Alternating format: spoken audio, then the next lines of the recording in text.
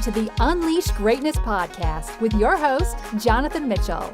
The best in personal, emotional, spiritual, and business development.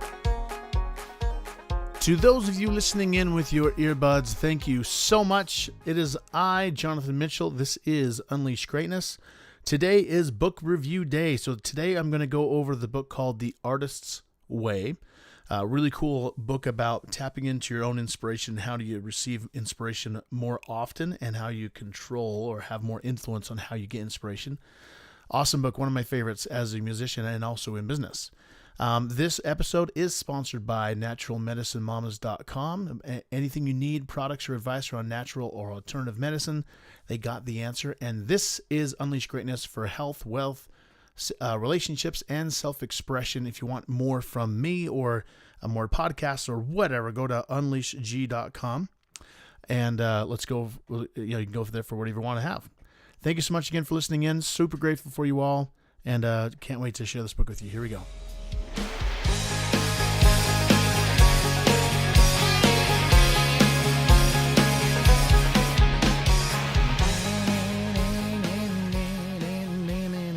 Oh, you guys, I love rocking out before I do this. And yes, I am a professional singer. So today is book review day, Wednesday. I try to keep a theme every day of the week. So on Monday is an interview day. Tuesday is MBA musings, where I just kind of go over some of my thoughts from the MBA program. Today is book review day. Thursday is story time. I get to tell about stories from friends or from cool articles I find on the internet or whatever I can find to inspire. And last is Friday, where I call it Spiel Day, when I get just to blab about whatever subject I feel inspired to talk about. Super excited for today. The Artist's Way by Julia Cameron is the book I'm going to review today. Again, most of the books I'm going to be reviewing are ones that I love and have inspired me and helped me in my own life. This one in particular, this book was originally meant as a guide to artists or creatives to help them tap into their creative mindset to creating art, music, paintings, whatever you might say, but more kind of a right-brained book. However, at the end, she does also talk about how it applies to business and receiving inspiration in general. So I thought this would be a great book to talk about, especially with the interview we had with Dolores earlier on. She mentioned this book as well. So this came back out in the late 80s or early 90s, I think. I don't have the exact date, but this book has some really cool information in it as far as tapping into your creativity. So let me give you some background on Julia Cameron. She originally, I believe, was a painter and found herself getting into a space where she was stuck when she tried to get an idea of what to paint or create some sort of painting or an image. And she kept getting stuck because she just feel like that there was no inspiration coming. From my own personal point, there's a lot of times where sometimes in the place where I receive, like for me, I believe music is a gift that I'm given from above. I don't know if necessarily I create it. It's more of it's a gift to me. And there's different times in my life that I'm able to receive the melodies, the words, the ideas around music. I feel more like a vessel as opposed to the creator. I feel like the one who's giving a voice to a sound that's already out there. I'm just kind of giving it the ability for other people to hear what I'm hearing in my head. So she kind of talks about the same thing with painting, is that it's more of a gift. Images that people see, or whether it's in clay or stone or painting or whatever, that these are gifts from above that you're able to tap into. And this kind of goes back to the Laws of Success by Napoleon Hill. One of the principles he talks about was that any idea that is in existence, will ever be in existence, is already in existence. We just have to tap into it. So one of his points, I'm going to come back to this book in a second, but one of his points was that back in 400 years ago, the knowledge and the ideas, the ability in the energy around the earth to create a car was in existence. We had the materials, but people just didn't have the ability to get it done yet because the inspiration hadn't hit. It wasn't the right circumstances. Then all of a sudden, all these ideas around planes and automobiles and all this stuff in the last 120 years or so has come about. And so now technology and things are just booming like crazy because it's like ideas are just sparking like all over the place. So anyways, getting back to what I was saying with this, she kind of talks about the same thing where there's already ideas out there looking for people to give them a voice, to give them substance to create in this sphere that we can see, hear, touch, taste, smell in. There's in the other world, in the energy world, there are ideas and things that want to come out and be manifested that can't unless they have someone like us to give it life, which I thought was very interesting. So she originally made the book for painters, and then she realized that other creatives needed it well, and then she realized that business people did, and then she just realized that people in general are creators. We want to manifest. We want to create. We are creative naturally as kids. Like, I don't know of any kid that's not naturally creative, whether it's with Legos or whatever else. So a lot of the book is talking about how you tap into your own inner creative genius and giving it a voice. She has 3 different ways that you can do this, 3 lessons. So the first lesson is all about emptying your cup of worries or stress or ideas or anything that's in your mind. She talks about your mind being like a plate and it's full all the time, and we don't allow ourselves the ability to empty it so then we can receive more inspiration or have more come to us. So the way that she suggests to empty your cup or to kind of get stuff out of your mind so you can have more room in your mind to receive inspiration is by doing what's called morning pages. So this in here, she just talks about more of allowing yourself the ability first thing in the morning. So one of the things you do in the morning is you get up and you have a notebook by your bed, and you get up and you literally write with your hands, not typing. You write with your hands, not texting or typing or anything else, whatever comes to mind. And it doesn't matter how random it is or how stupid it is. It could be like saying something like, I'm not sure why I'm doing this. Why in the world am I up this early? I had a weird dream last night. It can be as random and whatever. Like, you just write literally whatever comes to mind. And you try to do it for 2, maybe 3 pages. Okay. Now, I would suggest with this to try to do it with 1 page and just write 1.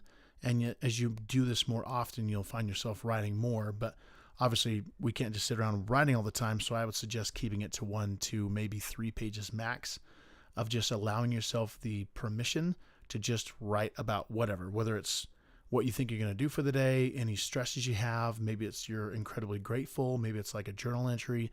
Maybe it's totally random where you're like, you literally let the flow of thoughts pass through you. Like you say, the pajamas I wore last night were really uncomfortable. And I don't know what I had to eat, but I think I want more of it today. Or I really want to see this person today. I probably should call my mom, whatever. It's like you say all these random things, just let yourself get it out there.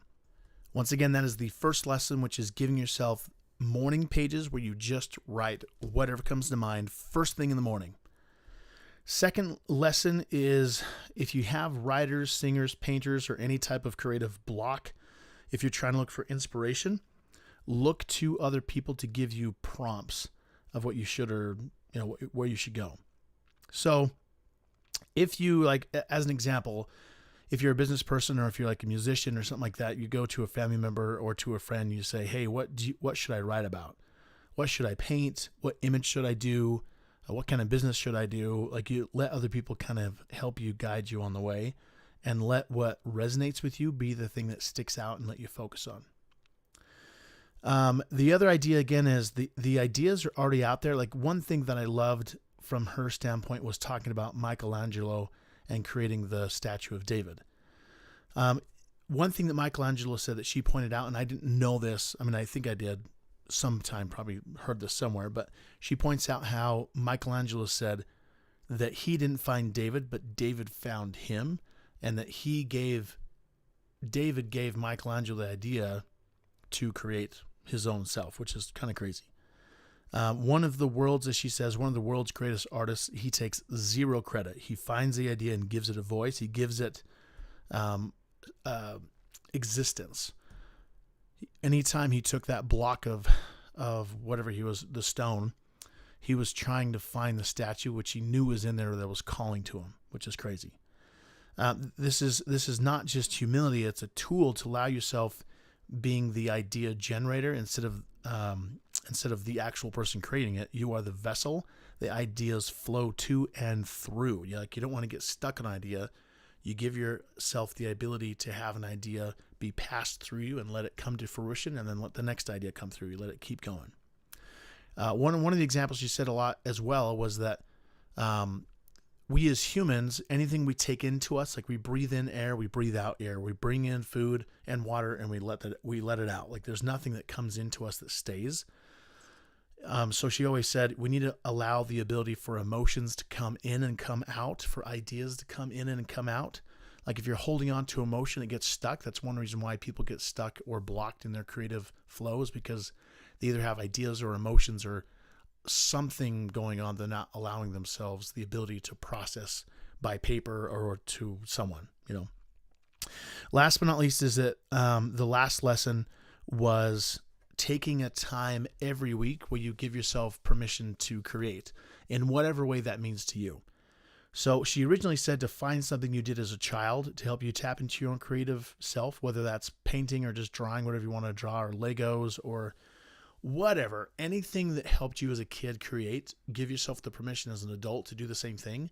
And maybe it's the adult version of Legos, like putting together a table or a chair or something like that. Or like myself, the musician, it's setting apart a time when I give myself permission to just create music with no other intention besides giving myself the space to do that, So again, I'm going to recap real quick. First thing is morning pages, giving yourself permission to kind of get all the emotions and thoughts and whatever out of you. Second one is if you're getting stuck, looking for other people to give you some help of what you should do. So ask them, what should I write about? What should I paint? What should I write music on? What should I do for business? What should I do here? That kind of stuff. 3 is the ideas, again, are already there. David found Michelangelo. Michelangelo didn't find David, which is a very interesting thing. So any idea you're looking for, that idea is looking for you. If you ever think about that, like if you think, how am I going to be a millionaire? So you have to have the idea to become a millionaire. The idea to become a millionaire is looking for you. So, or the idea of how, to find someone to get married, or any idea you're looking for is already there, looking and waiting for you to create it, or to tap into it and to be the vessel to allow it to come into this world of actual physical taste, touch, smell, and hear. And then lastly is giving yourself space to create. And she specifically said you make a date with yourself where you set apart 1 hour that is an appointment, just like anything else. Like it is your date for yourself, and it is solid. You do not miss it. Where you give yourself 1 hour a week, where you shut the door, you let everyone else kind of get out of your space and allow yourself permission to create in whatever way that is. And even if it's like you want to try different ways to create, like let's say like myself as a musician, I wanted to go out and started to do woodwork or something like that. Or someone in business wanted to start and create some new idea, a new product. They could totally do that. Or someone who's never done music before and used to do engineering and now they want to try music. Give yourself the space to try and just create.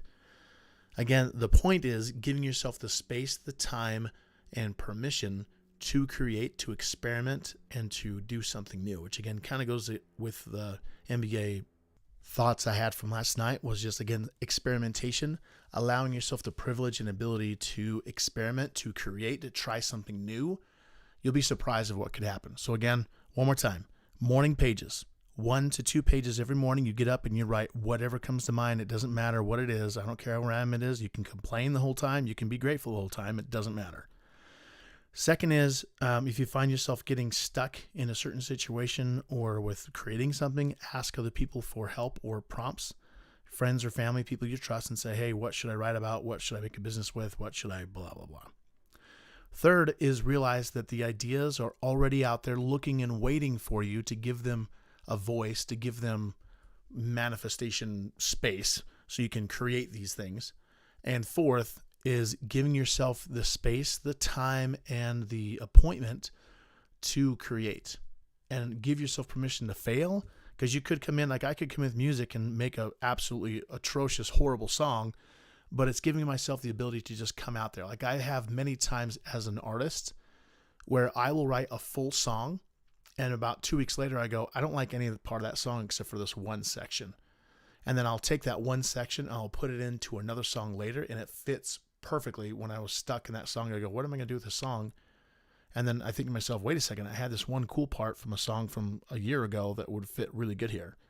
I've done that many, many times where most of my songs are like pieces that I've had from 3 or 4 different songs that I just kind of combined and then they fit together, which is funny.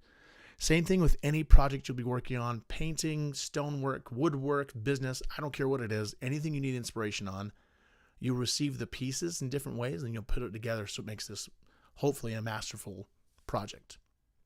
If you feel yourself getting stuck, I promise that if all you did was morning pages, give yourself the permission to get stuff out of your system, and then give yourself the space to create, that in and of itself would give you a lot more ideas, and you'd find yourself generating all this other stuff to get you going.